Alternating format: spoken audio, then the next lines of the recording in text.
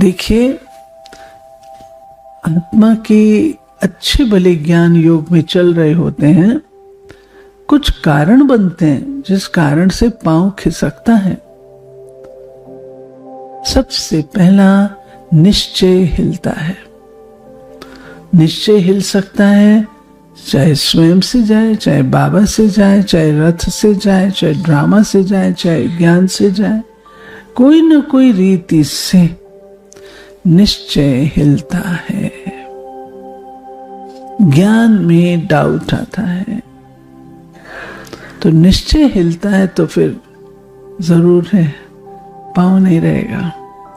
दूसरा, सूक्ष्म अहम होता है।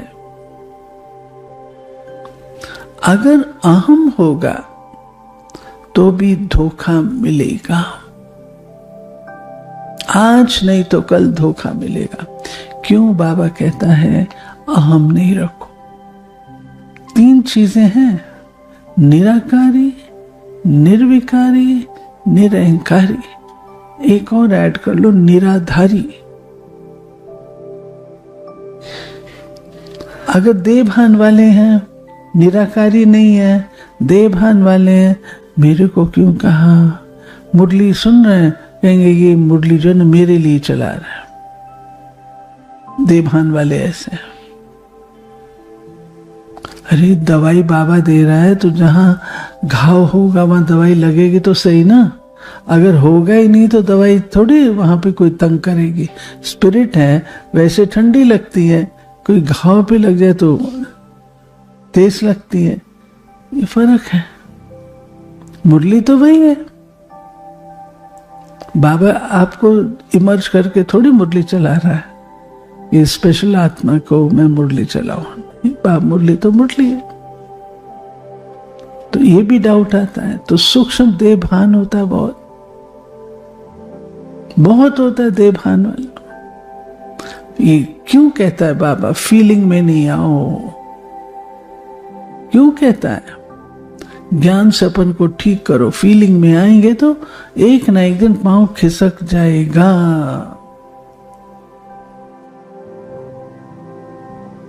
मेरी 10 जनों के बीच में इंसल्ट कर दी, बस छुट्टी, मैं क्यों? चौथी बात, पढ़ाई पर अगर अटेंशन नहीं होता है,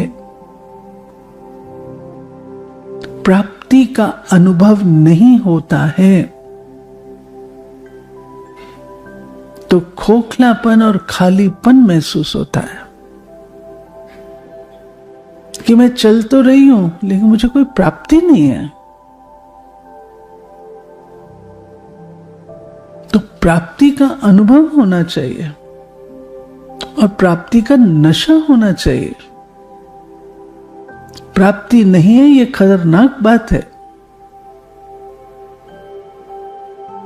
चेक करना होता है, क्यों मुझे प्राप्ति नहीं है? शायद मेरा कनेक्शन ठीक नहीं है, शायद मैं सुना अनसुना करती हूं, शायद नजरअंदाज कर देती हूं, केयरलेस हूं, शायद आलसी हूं। प्राप्ति का अनुभव नहीं, भगवान सागर है और सागर से प्राप्ति का अनुभव ना हो तो कहीं ना कहीं कुछ ना कुछ गड़बड़ है। वो लीकेज को ठीक करना होगा, तब प्राप्ति होगी।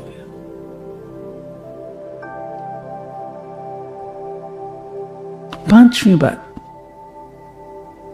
पर चिंतन। पर चिंतन के लिए कहा गया पतन की जड़ है।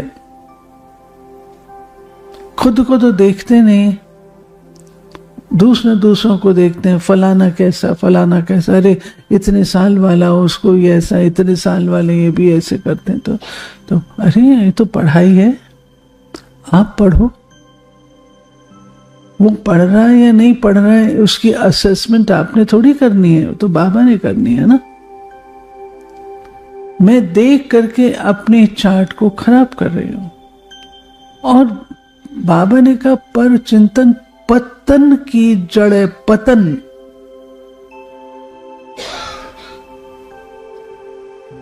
ये सब बोलने की बात नहीं है, जरा से इसके ऊपर ध्यान दीजिए। पर चिंतन पतन की जड़ है। पतन माना बिल्कुल खत्म। इतना खतरनाक है पर चिंतन। तो बाबा के इसलिए पांव खिसक जाते हैं, पांव खिसक जाते हैं।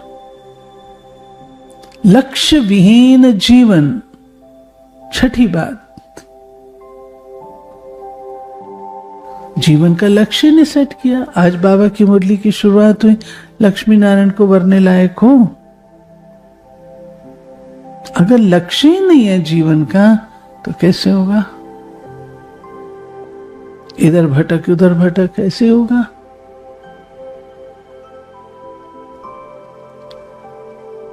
सातवां संग। अगर संग कमजोर है तो आपके ऊपर असर आएगा। अगर संग ठीक है तो इसलिए संग का भी प्रभाव पड़ता है, जबरदस्त प्रभाव पड़ता है। आठवां, अपनी कमियों के प्रति आंखें बंद। तो कहीं ना कहीं विकर्म होता है। विकर्म होगा तो उसका बोझ होगा, क्योंकि रोज क्लास में बैठेंगे तो वही बातें तो ऊंची सुनेंगे ना। तो विकर्म किया हुआ बैठ ही नहीं सकता, हलबल में आएगा, हलबल मचती है। आप लोग सोचते हो हम क्लास से उठ करके चले गए, वो सब निशानियां बताता है। हमारी हर एक्टिविटी निशानी बताती है।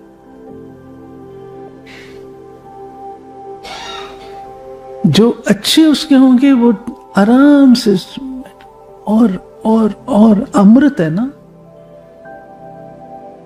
और नहीं होंगे तो ऐसे भागेंगे। ये सब चेक करना है, ये सूक्ष्म चीजें हैं। आप लोगों की तो धारणा की क्लास नहीं होती है, नहीं तो धारणा क्लास में सब बातें हमको मिलती। हम अलबेले होकर के हम अमृत वेला मिस कर दें, मर्यादा तोड़ दें। आप अमृत अलबेले हैं, थके हुए हैं, ये है वो है, और कोई कुछ नहीं कहेगा आपको। क्या कह सकता है? यही कहेगा ना भी आपको करना चाहिए, और तो कुछ नहीं कह सकता। लेकिन आप अपने लिए क्या कर रहे हो वो चेक करना।